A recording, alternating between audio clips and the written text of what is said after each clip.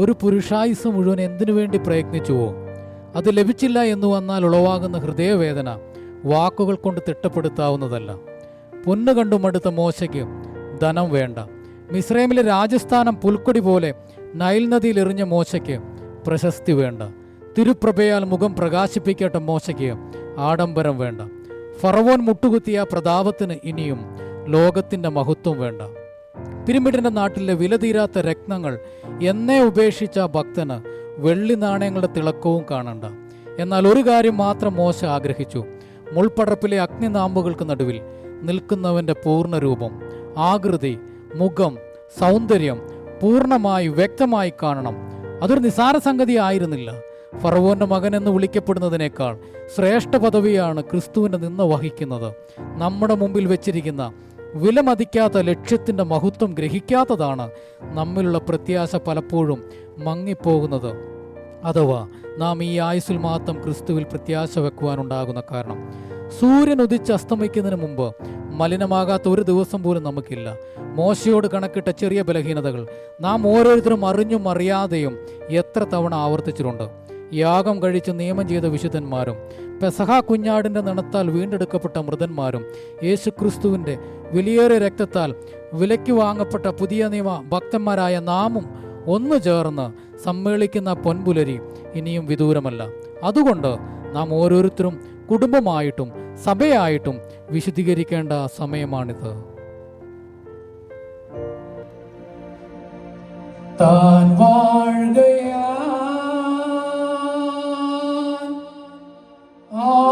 ആകുലമില്ല നാളെയെന്ന ഭീതിയില്ല.